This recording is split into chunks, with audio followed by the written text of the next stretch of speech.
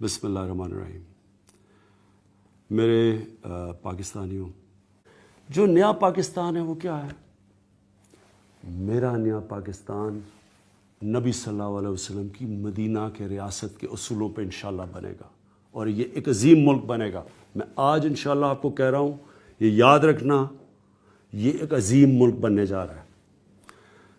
مدینہ کی ریاست کیا تھی؟ لوگ کہتے جو 1400 سال پہلے وہ کوئی ریاست بنی تھی، جن نئی چیزوں کی باتیں کرو۔ مدینہ کی ریاست ماڈرن ریاست تھی۔ مدینہ کے ریاست کے جو آج اصول ہیں وہ مجھے افسوس سے کہنا پڑتا ہے ہمارے ملک میں نہیں ہیں، وہ آج مغربی دنیا میں ہیں۔ کیا تھے مدینہ کی ریاست کے اصول؟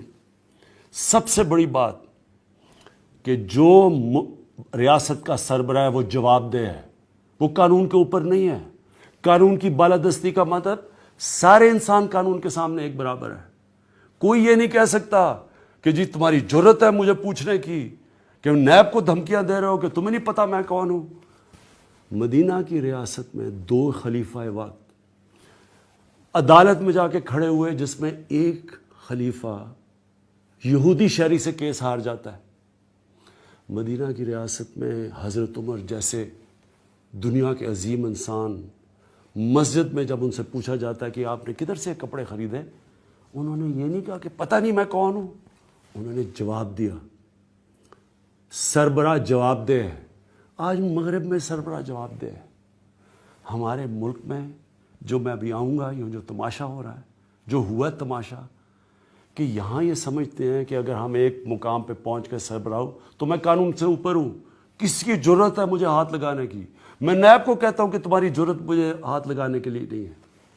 ہم دور چلے گئے ہیں، اور آج ہمارا جو مسئلے ہیں وہ اس لیے ہیں کہ ہم دور چلے گئے ہیں ان اصولوں پہ، وہ نظریہ جس پہ پاکستان بننا تھا۔ مدینہ کی ریاست میں میرٹوکریسی تھی۔ خون کے اوپر لوگ نہیں اوپر جاتے تھے، میرٹ پہ اوپر جاتے تھے۔ خالد بن ولید نے مسلمانوں کو تقریباً شکست دے دی تھی جنگ احد میں۔ سرکار مدینہ نے ان کو سپہ سالار بنایا، سیف اللہ کا خطاب دیا۔ میرٹ پہ تھی، میرٹ تھی، قانون کی بالادستی تھی، انسانیت تھی، انسان کی قدر تھی۔ امیر سے پیسہ لیتے تھے زکوٰۃ میں، غریب پہ خرچ ہوتا تھا۔ فلاحی ریاست تھی، معذوروں کی، کمزوروں کی، یتیموں کی ریاست ذمہ داری لیتی تھی۔ احساس تھا ریاست میں۔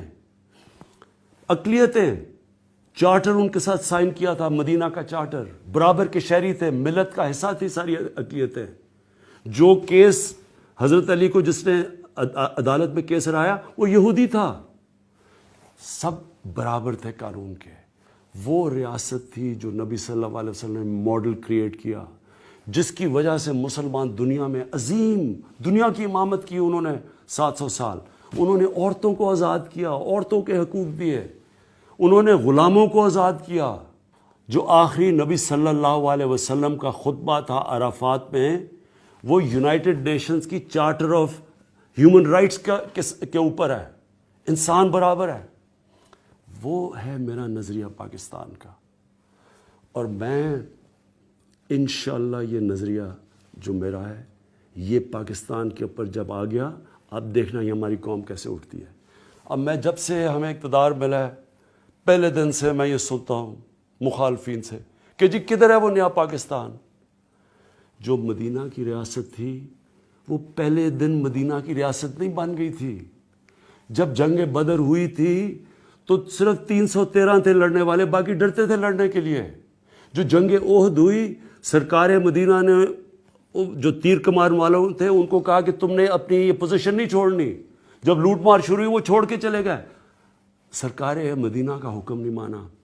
جنگ خندق تھی، مسلمان بال بال بچے، اللہ نے طوفان لے کے آیا جس سے وہ بچ گئے۔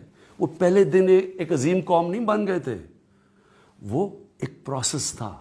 اور پھر وقت آیا کہ پہلے سارا عرب ان کے نیچے اور عرب ان کی حکم پہ چلا، اور پھر دنیا میں انقلاب آ گیا۔ یہ پہلے دن کوئی سوئچ نہیں ہے کہ عمران خان نے سوئچ لانا ہے تو یہ نیا پاکستان بن جائے گا، یہ ایک پروسیس ہے۔ اور میں آج آپ کو بتا دوں، اللہ نے پاکستان میں اور میں اس کا شکر ادا کرتا ہوں، وہ کام کیا جو کبھی کوئی تصور نہیں کر سکتا تھا پاکستان میں، کہ یہ بڑے بڑے برج جو آج جیلوں کے اندر ہے، کوئی سوچ بھی نہیں سکتا تھا. یہ ہے تبدیلی.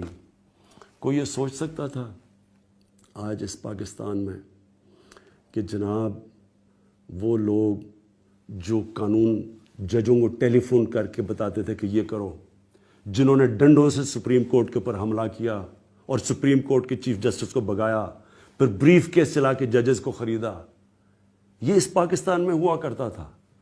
آج ایک عدلیہ آزاد ہے. آج عمران خان نہ عدلیہ کو کچھ کر سکتا ہے نہ نیب کو کچھ کر سکتا ہے. نیب میرے نیچے نہیں ہے. نیب ان دونوں نے مل کے نیب کو بنایا تھا. ہم نے نہیں نیب کو بنایا. نیب کا چیئرمین ہمارا نہیں ہے. کوئی بھرتی ہم نے نہیں کروائی. یہ وہ پاکستان ہے جدھر قانون کی بالادستی آہستہ آہستہ آپ کے سامنے نظر آ رہی ہے. جتنا میں اب تقریباً 9.5 مہینے ہو گئے، میں نے مشکل سے 8 دن کی چھٹی لی ہے. جس ہم ذہنی دباؤ سے گزرے ہیں کہ کسی طرح ہم یہ ملک کو سٹیبلائز کریں، خوف ہمیں تھا کہ اگر ہم نے قرضوں کی، ان کے لیے ہوئے قرضوں کی قسطیں نہ ادا کی، ملک ڈیفالٹ کر دے گا.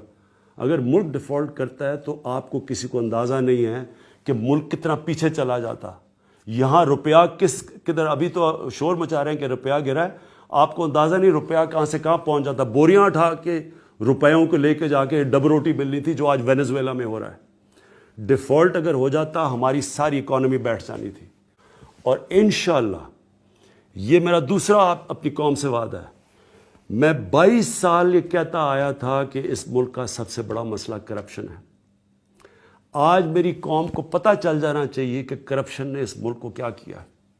یہ نتیجہ ہے جب کہ کرپٹ لوگ، کرپٹ حکمران آتے ہیں، ان کے پیسے باہر پڑے ہوئے ہیں، ان کی جائیدادیں باہر پڑی ہیں، ان کی عیدیں باہر ہوتی ہیں، ان کے میڈیکل چیک اپس باہر ہوتے ہیں. کبھی آپ نے کسی ملک میں سنا ہے ملک کا فائنانس منسٹر باہر بھاگا ہوا ہے، اس کے بچے باہر ہیں، ان کی اربوں روپے اثاثے باہر ہیں.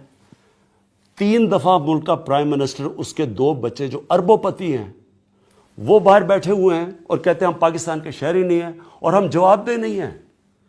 وہ پرائم منسٹر باہر علاج کروانے جاتا ہے اور اس قرضے چڑھ رہے ہیں ملک کے اوپر.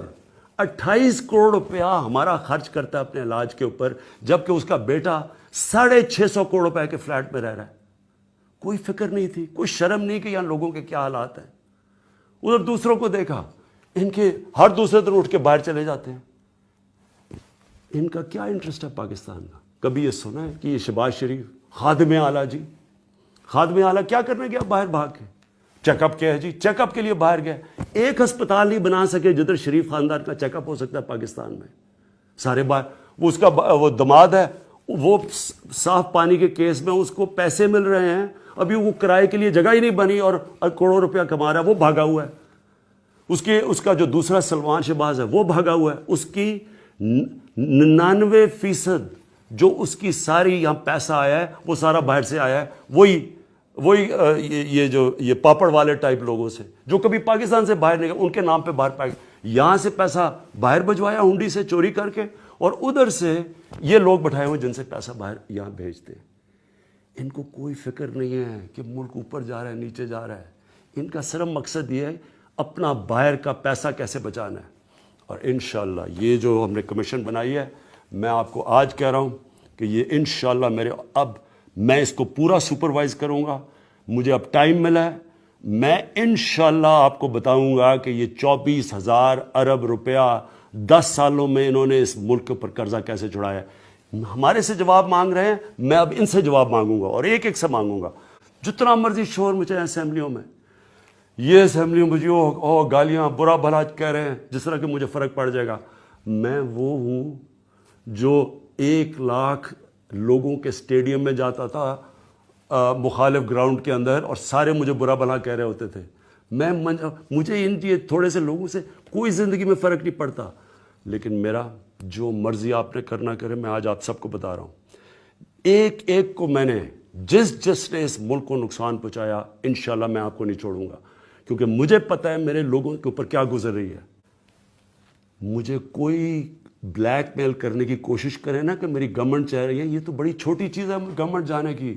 میری جان بھی چلی جائے نا، میں نے ان چوروں اور ڈاکوؤں کو نہیں چھوڑنا، یہ میرا اپنی قوم سے وعدہ ہے، یہ میں اللہ کو کہہ کے آیا تھا کہ میں نے کہا اللہ مجھے ایک موقع دے دے، ایک موقع دے، جو انہوں نے میرے ملک کے ساتھ کیا میں نے ان کو کسی صورت نہیں چھوڑنا۔ آج از خونے رگے مزدور سازد لال ناب، از جفائے دہ خدایاں کشتے دہ کانا خراب، انقلاب ہے انقلاب۔ یہ اقبال کہتا ہوا مر گیا۔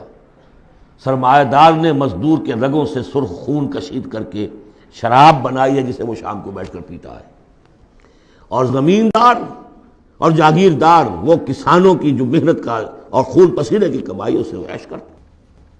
انقلاب انقلاب، لیکن وہ 52 برس ہو گئے انقلاب تو نہیں آئے، وہی نظام۔ گویا کہ ہم نے اللہ سے ایک بدعہدی کی، اس بدعہدی کی سزا کیا ہے؟ نفاق ہم پر مسلط کر دیا گیا۔ سورہ توبہ کی 3 آیات منافقین کی ایک خاص قسم بیان فرمائی، وَمِنْهُمْ مَنْ عَاهَدَ اللَّهُ، جنہوں نے اللہ سے عہد کیا تھا، لَئِنْ آتَانَا مِنْ فَضْلِهِ، اگر اللہ ہمیں فضل سے نواز دے گا، غنی کر دے گا، لَنَصَّدَّقَنَّ وَلَنَكُونَنَّ مِنَ الصَّالِحِينَ، خوب صدقہ خیرات کریں گے، بالکل نیک ہو جائیں گے۔ لیکن جب اللہ تعالیٰ نے انہیں نواز دیا تو کیا کیا؟ بخلوا بہ، پھر انہوں نے بخل سے کام لیا، وتولوا، پیٹھ موڑ لی، وہم موردون، اعراض کیا۔ نتیجہ کیا نکلا؟ فعاقبہم نفاقا فی قلوبہم، اللہ نے ان کے دلوں میں نفاق ڈال دیا۔ اور نفاق وہ بیماری ہے، قرآن میں کہا گیا ہے ان المنافقین فی الدرک الاسفل من النار، جہنم کے سب سے نچلے طبقے میں، وہی جو اشد العذاب، یوم القیامت یردون الی اشد العذاب، اگر پورے دین پر کاربند نہیں ہوگے تو قیامت کے دن شدید ترین عذاب میں جھونکے جاؤ گے۔ ان المنافقین فی الدرک الاسفل من النار، اور منافقین کے بارے میں ہم نے سورہ توبہ میں بھی آیت پڑھ لی، سورہ منافقون میں بھی پڑھ لی۔ ان کے لیے اے نبی آپ 70 مرتبہ بھی استغفار کریں گے تو میں معاف نہیں کروں گا۔ استغفر لهم او لا تستغفر لهم ان تستغفر لهم 70 مرة لن يغفر اللہ لهم۔ اس نفاق کی 3 شکلیں ہیں۔ نفاق باہمی، وہ ایک قوم ایک نہیں رہی، اب ڈھونڈ اب اس کو چراغ رخ زیبا لے کر اب وہ قومیتوں میں تحلیل ہو گئی، عصبیتیں، ایتھنک، لنگوسٹک، پروونشل، قوم کہاں ہے، تحلیل۔ نفاق باہمی، ایک نفاق کردار، جو حضور نے فرمایا کہ 3 نشانیاں ہیں منافق کی، اگر تینوں چیزیں ہوں تو وہ کٹر منافق ہے، خواہ نماز پڑھتا ہو، روزہ رکھتا ہو اور اپنے آپ کو مسلمان سمجھتا ہو۔ بخاری کی اور مسلم کی روایت ہے، جب بولے جھوٹ بولے، جب وعدہ کرے خلاف ورزی کرے، اور جب کہیں امین بنا دیا جائے تو خیانت کرے۔ اپنے معاشرے کو دیکھ لیجئے، میں تو یہ سمجھتا ہوں کہ جو جتنا بڑا ہے یہاں اتنا ہی بڑا جھوٹا، اتنا ہی بڑا وعدہ خلاف اور اتنا ہی بڑا خائن ہے۔ اب تو اربوں کے معاملے ہوتے ہیں، وہ خیانت جو ہے وہ کچھ سینکڑوں ہزاروں کی اب نہیں ہے، ملین اور بلینز کا معاملہ۔ مذہبی دہشت گردی کبھی سنی تھی اس نوعیت کی؟ کون کر رہے ہیں؟ چاہے وہ اعلی کار ہو باہر کے، ہیں تو یہاں کے، باہر والا آدمی کوئی آ کے نہیں کر رہا ہے تو یہاں کے اعلی کار بن گئے ہوں گے، وہ را کے ہوں، وہ موساد کے ہوں، کوئی بھی ہوں۔ لیکن یہ کہ اگر یہ مذہبی یہ تلخی نہ ہو تو یہ کور کیسے مل جائے انہیں؟ اس کے لیے آپ نوٹ کیجئے سورہ انعام کی آیت نمبر 65، اللہ نے اپنے 3 قسم کے عذاب گنوائے، جن میں بدترین عذاب یہ ہے۔ هو القادر، کہہ دیجئے نبی اللہ اس پر قادر ہے، ان یبعث علیکم عذابا من فوقکم، کوئی عذاب تمہارے سروں کے اوپر سے بھیج دے، او من تحت ارجلکم، تمہارے قدموں کے نیچے سے زمین پھٹ جائے، زلزلہ آ جائے، او یلبسکم شیعا، یا تمہیں گروہوں میں تقسیم کر دے، ویذیق بعضکم بعض بعض، ایک دوسرے کی طاقت کا مزہ چکھو۔ یہ 3rd type of punishment, divine punishment, جس کا ہم اس وقت شکار ہیں۔ 4تھے درجے میں معاشی اعتبار سے ملک تباہ ہو چکا ہے، دیوانہ ہو چکا ہے ملک۔ ادھر سے پھر ایک لہر بھی شروع ہو چکی ہے جس کی خبر دی تھی، دجال جو ہے 1 سال چند مہینے کا معاملہ ہے کہ جس میں وہ پوری دنیا میں پھر جائے گا، اور رزق کے خزانوں پر اتنا قبضہ ہو جائے گا اس کا کہ جو کفر کرے گا اس کو دے گا، باقی کسی کو نہیں دے گا۔ اور اگر رشیا میں ہو سکتا تھا کہ ڈبل روٹی نہیں رہی تھی، وہ جو فضاؤں میں جو سب سے پہلے گیا ملک، خلاؤں میں گیا، وہاں ڈبل روٹی نہیں ملتی تھی۔ وہاں ایک بوڑھی عورت کا فوٹو میں نے دیکھا تھا، شدید ترین سردی میں اپنا پل اوور دے رہی ہے ایک مچھلی لینے کی۔ یہ حال ہوا اس ملک کا۔ ہمارا جو حال ہوگا اس کو اچھی طرح سمجھ لیجئے۔ یہ جو سورہ سبا کی آیت میں نے سنائی تھی، لَقَدْ كَانَ لِسَبَإٍ فِي مَسْكَنِهِمْ آیَةٌ، سبا قوم سبا میں بھی اللہ نے فرمایا ان کے وطن میں ہم نے ایک نشانی رکھی تھی، جنتان عن یمین و شمال، دو جنتیں دی تھی ہم نے۔ پاکستان بھی دو جنتوں پر مشتمل تھا، مشرقی پاکستان، مغربی پاکستان۔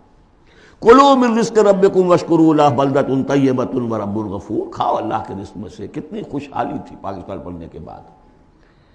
ہندوستان جیسی کوئی شخص داخل ہوتا تھا پاکستان سے، وہ کہتا تھا کہ ہم کسی بڑے ترقی یافتہ ملک سے اور بڑے کسی دقیانوسی ملک میں داخل ہو گئے، اور وہاں سے جو آتا تھا وہ سمجھتا تھا کہ ہم کسی ویسٹرن ملک میں آ گئے۔ کتنی خوشحالی تھی۔ کلوا من رزق ربکم بلدۃ طیبۃ ورب غفور، فاعرضوا، جب اعراض کیا تو پھر کیا ہوا؟ پھر جو عذاب ہم نے بھیجا ہے، ہم نے ان کے دونوں باغوں کی جگہ پر بس کو ان کے لیے دو جنگل پیدا باقی رہ گئے، جن میں کوئی پیلو، کوئی اور ڈیلے، کوئی کسیلی سے کچھ چیزیں پیدا ہو گئی، زیادہ سے زیادہ بیر۔ اللہ اللہ خیر صلی اللہ۔ ذالک جزیناہم بما کفروا، جو انہوں نے ناشکری کی تھی اس کا ہم نے بدلہ انہیں دیا۔ وہل نجازی الا الکفور، اور ایسا بدلہ ہم دیتے انہی کو ہیں جو انتہائی ناشکر ہیں۔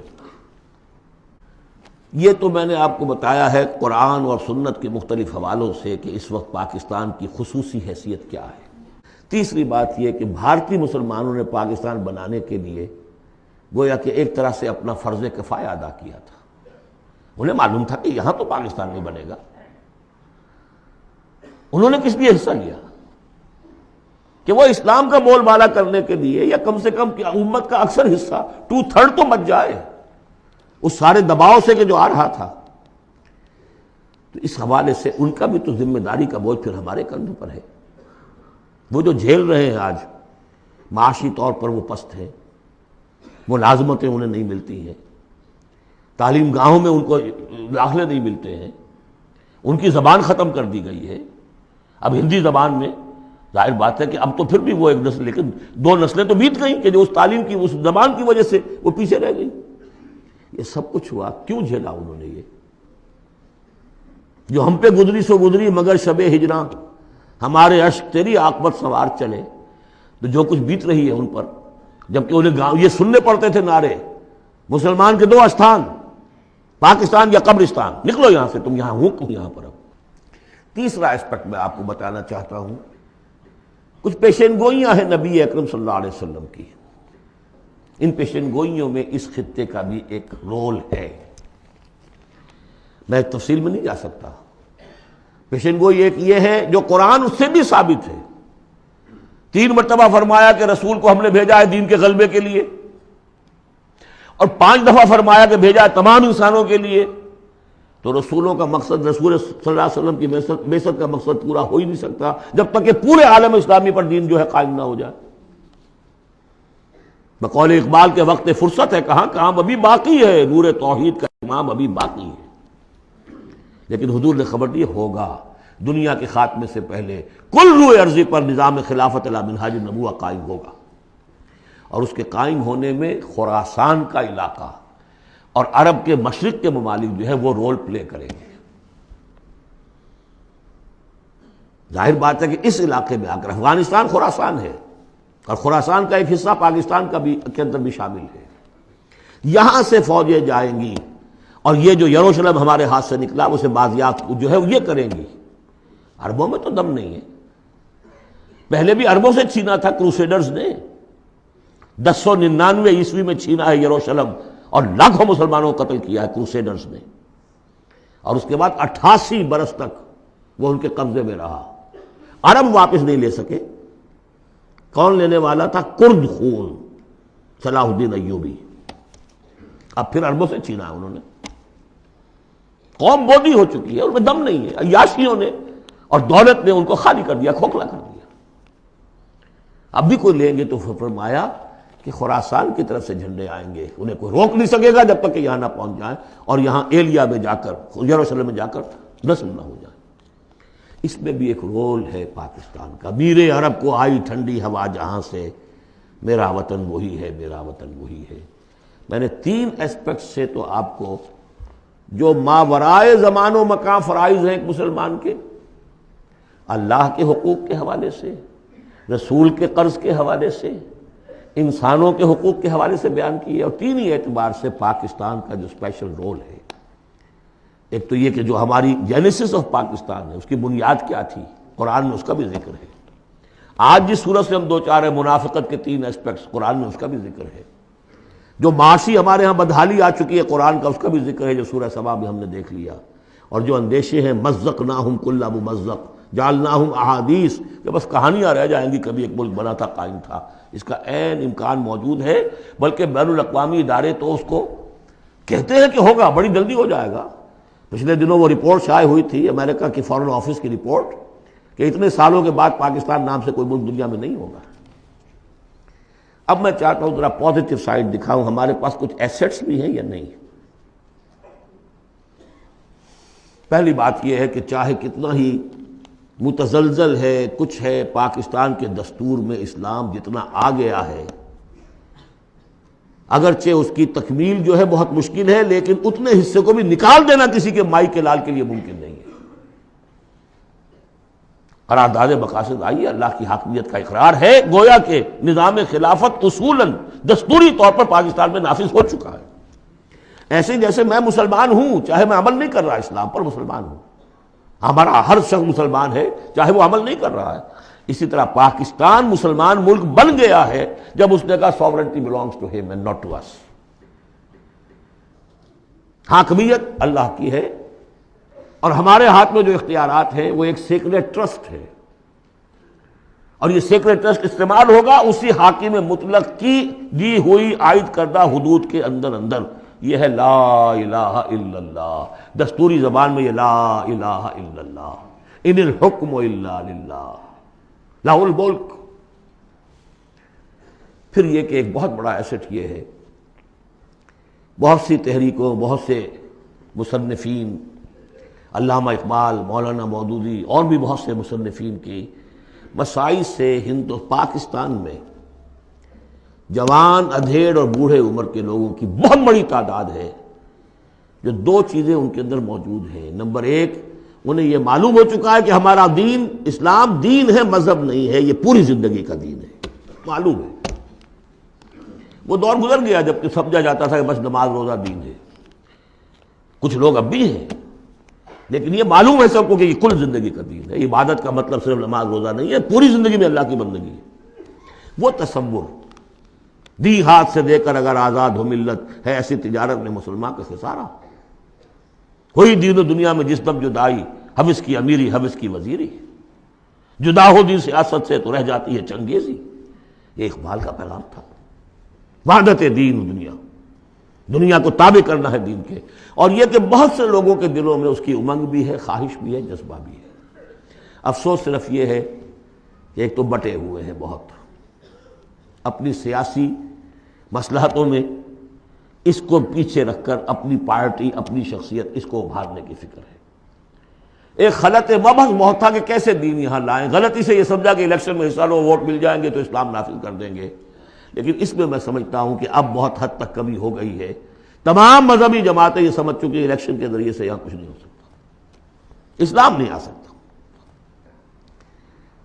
تیسرے یہ کہ ایک عظیم قرآنی تحریک الحمدللہ اس ملک کے اندر قائم ہوئی اور چلی۔ کبھی سنا تھا؟ اپنے بڑوں سے پوچھ لیجئے، کبھی 6 گھنٹے بھی نماز تراویح کے لیے لوگ کسی مسجد میں رہے؟ پورا قرآن کا ترجمہ، درس قرآن کی محفلیں، 500 700 آدمی جمع، جبکہ کوئی سیاسی نعرہ نہیں، کوئی اختلافی بات نہیں۔ جو لوگ رہے یہاں پر 25 دن جنہوں نے مجھے سنا ہے، کہیں کوئی اختلافی فرقے وارانہ کوئی بات؟ قرآن ایز سچ، قرآن سمجھو۔ یہ تحریک جو ہندوستان میں شروع ہوئی تھی شاہ ولی اللہ دہلوی سے، الفاظ الکبیر انہوں نے لکھی، قرآن کا ترجمہ فارسی میں کیا، ان کے 2 بیٹوں نے اردو میں اس سے پہلے ترجمہ کرنا گناہ سمجھتے تھے لوگ. آج بھی بعض لوگ ہیں جو ترجمہ پڑھنے کو گناہ سمجھتے ہیں، بس قرآن پڑھو اور ثواب حاصل کر لو. ہے بہت بڑی جماعت بھی ہے جو یہ کہتی ہے. مسئلہ پوچھنا تو عالم دین سے پوچھ لو، تم خام کا ترجمہ کیوں پڑھتے ہو؟ تمہارے دل میں شکوک و شبہات پیدا ہو جائیں گے. بس پڑھو اور پڑھ کے ثواب لو. یہ شاہ ولی اللہ نے جب فارسی میں ترجمہ کیا انہیں قتل کرنے کی سازش ہو چکی تھی. اس نے اتنا بڑا جرم کیا، اتنا بڑا گناہ کیا. بلا لیے گئے تھے سرحد کے علاقے سے پٹھان قتل کرنے کے لیے.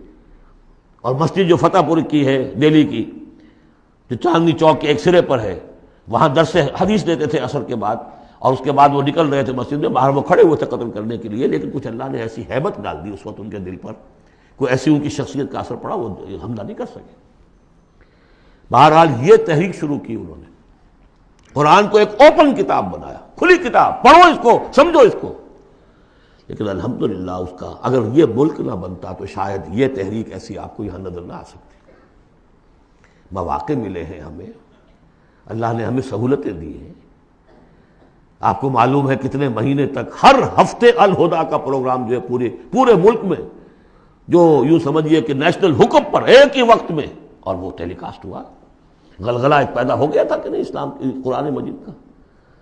اگرچہ یہ کہ بر وقت جو ہے اس ملک کے اندر جو مغربیت کے پرستار ہیں، جلدی انہیں ہوش آ گیا کہ یہ تو طوفان جو ہے ہمارے لیے مصیبت بن جائے گا، تو اس کے لیے جو بھی کیا وہ آپ کو معلوم ہے. مجھے اس سے کوئی غرض نہیں، ویڈیوز ہیں، آڈیوز ہیں، میری دعوت پھیل رہی ہے. دنیا میں جہاں چلے جائیے آپ، جہاں اردو پڑھنے والے، اور اب تو میں نے 3-4 سال سے انگریزی کی ٹانگ توڑنی شروع کر دی ہے. امریکہ جاتا ہوں تو انگریزی کا، اس لیے کہ پہلے میں یہاں تو گھبراتا ہوں انگریزی میں تقریر کرتے ہوئے. یہاں کے لوگ بڑے حساس ہوتے ہیں کہ ذرا یہ لفظ انہوں نے ٹھیک نہیں بولا، اب وہ مسکرائیں گے. ان کے اپنے اپنے ایکسنٹ ہیں، اپنے اپنا ہے، وہ کیا بول رہے ہوتے ہیں، اور ان کی توجہ ہوتی ہے سننے کے لیے یہ کہہ کیا رہے. تو الحمدللہ کہ اب تو میں جاتا ہوں تو 1.5 مہینے میں ایک دفعہ، پچھلی مرتبہ میری ایک تقریر اردو میں ہوئی ایک جگہ پر، باقی سب انگریزی میں. پورا یہ میسج انگریزی میں جا چکا ہے عربوں کو، لوکل وہاں کے افرو امریکنز کو، پھر وہاں سے ہو کر مختلف، وہ تو نرس سینٹر ہے امریکہ اس وقت، وہاں سے جہاں جہاں وہ چیز پہنچ رہی ہے. تو اب اس کا کوئی نتیجہ انشاءاللہ نکلے گا، اور اس کا مرکز اللہ نے اس ملک کو بنایا. یہ ہمارے وہ ایسٹس ہیں کہ جو ہمارے پاس ہیں، ہمیں دیکھ لینا چاہیے ہمارے کچھ ہے بھی کہ نہیں. فاتقوا اللہ ما استطعتم. لیکن یہ کہ یہ معلوم ہو ہمارے ملک کی بھی بقا اسی میں ہے، اس کا استحکام بھی اسی میں ہے. یہ کشتی ڈوبتی ہے تو ہم ڈوبیں گے، یہ تیرتی ہے تو ہم تیریں گے. خالص دنیاوی اعتبار سے بھی سوچنے کی بات ہے. اور پھر یہ کہ اللہ کے ساتھ وعدہ خلافی کی اس سے کہیں زیادہ سزا کہیں مل نہ جائے. مشرقی پاکستان جب علیحدہ ہوا تھا کتنی بڑی سزا ملی تھی. 93,000 قیدی مسلمان قوم کا اس ہندو کے پاس جس پر کہیں 800 برس حکومت کی، کہیں 1000 برس حکومت کی. بیڑوں بکریوں کی طرح انہیں ٹرکوں میں لاد کے لے کر گئے ہیں، جیسے ڈیرہ غازی خاطر بکریاں اور بھیڑیں آتی ہیں لاہور میں ذبح ہونے کے لیے. ٹائیگر جرنیل اور اپنا جو ہے پستول پیش کر رہا ہے، یؤتی الجزیۃ عن ید وہم صاغرون. اور اندرا گاندھی کو کہنے کا موقع ملا، We have avenged our 1000 years defeat. اور ہم نے 2 قومی نظریے کو بے آف بنگال میں غرق کر دیا ہے. پاکستان میں جس طرح بھارتی پکچروں کے ویڈیو دیکھے جاتے ہیں اور جس طرح وہ سنا جاتے ہیں پروگرام، وہ کالونائز تو ہم کر چکے ہیں. Bharat has already colonized Pakistan. Culture پر قبضہ انہوں نے کر لیا ہوگا تو بتایا کیا گیا آپ کے پاس. یہ سونیا گاندھی کا بیان تھا. تو غور کر لیجئے، ایک کام یہ کہ ہر شخص لگے سوچے یہ میری زندگی اور موت کا مسئلہ ہے، یہ میرے دین کا فرض عین ہے، یہ میرے اللہ کا حق ہے، یہ مجھ پر میرے رسول کا حق ہے، یہ مجھ پر پوری نوع انسانی کا حق ہے، یہ مجھ پر میرے وطن کا حق ہے، میرے ملک کا حق ہے، میری 400 برس کی تاریخ کا حق ہے. اور جو بھی خبریں دی ہیں محمد الرسول اللہ صلی اللہ علیہ وسلم، ان سے بھی میرے اندر یہ جذبہ پیدا ہو جانا چاہیے کہ ان کی صداقت کو ثابت کرنے کے لیے تن من دھن لگا دوں. اور آخری بات، وَعَلَىٰ أَن نَّقُولَ بِالْحَقِّ أَيْنَمَا كُنَّا لَا نَخَافُ فِي اللَّهِ لَوْمَةَ لَائِمٍ. اخیر میں نے جو آیتیں شروع میں پڑھی تھی، درمیانی آیت کا ترجمہ تو میں نے کر دیا تھا، اس سے پہلے کی 2 آیتیں اور اس کے بعد کی 2 آیتوں کا ترجمہ اور سن لیجئے. یہ پکار جو آج آپ کے سامنے آئی ہے اس کے اس حوالے سے سنیے. یا ایھا الذین آمنوا استجیبوا للہ وللرسول اذا دعاکم لما یحییکم. اہل ایمان لبیک کہو اللہ اور اس کے رسول کی پکار پر جبکہ وہ تمہیں پکاریں جس چیز کے کہ تمہیں زندگی ملے گی. بظاہر موت نظر آتی ہے غزوہ بدر سے پہلے، لیکن اس سے زندگی مل رہی ہے. وَاعْلَمُوا أَنَّ اللَّهَ يَحُولُ بَيْنَ الْمَرْءِ وَقَلْبِهِ، اور اگر حق کے واضح ہو جانے کے بعد انسان اسے قبول نہ کرے تو ایک وقت آتا ہے اللہ حائل ہو جاتا ہے بندے کے اور اس کے دل کے درمیان. وَأَنَّهُ إِلَيْهِ تُحْشَرُونَ، اور پھر اسی کی طرف تم جمع کر دیے جاؤ گے. وَاتَّقُوا فِتْنَةً لَا تُصِيبَنَّ الَّذِينَ ظَلَمُوا مِنكُمْ خَاصَّةً، اور ڈرو اس عذاب سے، اس فتنے سے جب آئے گا تو صرف گناہگاروں کو لپیٹ میں نہیں لے گا، گندم کے ساتھ بھس نہیں پسے گا، گل بھی پسے گا. وَاعْلَمُوا أَنَّ اللَّهَ شَدِيدُ الْعِقَابِ، اور جان لو اللہ سزا دینے میں بہت سخت ہے. پھر وہ آیت آئی تھی وَاذْكُرُوا، ذرا یاد کرو، إِذْ أَنْتُمْ قَلِيلٌ مُسْتَضْعَفُونَ فِي الْأَرْضِ تَخَافُونَ أَنْ يَتَخَطَّفَكُمُ النَّاسُ فَآوَاكُمْ وَأَيَّدَكُمْ بِنَصْرِهِ وَرَزَقَكُمْ مِنَ الطَّيِّبَاتِ لَعَلَّكُمْ تَشْكُرُونَ. اور اس کے بعد کی دو آیات، یا ایھا الذین آمنوا لا تخونوا اللہ والرسول، اللہ اور اس کے رسول سے خیانت مت کرو، جو وعدہ کیا ہے سمعنا وأطعنا اس کو پورا کرو. وَتَخُونُوا أَمَانَاتِكُمْ، اپنی امانتوں کے اندر بھی خیانت نہ کرو. اور جان لیجئے ہمارے پاس یہ پاکستان سلطنت خدا داد سب سے بڑی امانت ہے اس وقت. وَاعْلَمُوا أَنَّمَا أَمْوَالُكُمْ وَأَوْلَادُكُمْ فِتْنَةٌ، اور جان لو تمہیں یہی ڈر ہے، اولاد اور مال صرف یہی روکتے ہیں، یہی بیڑیاں پڑی ہیں. وَاعْلَمُوا أَنَّمَا أَمْوَالُكُمْ وَأَوْلَادُكُمْ فِتْنَةٌ، جان لو کہ تمہارے اموال اور اولاد تمہارے لیے فتنہ ہے. وَأَنَّ اللَّهَ عِندَهُ أَجْرٌ عَظِيمٌ، اور یقیناً اللہ ہی کے پاس اجر عظیم ہے. بارک اللہ لی ولکم فی القرآن العظیم ونفعنی وإیاکم بالآیات والذکر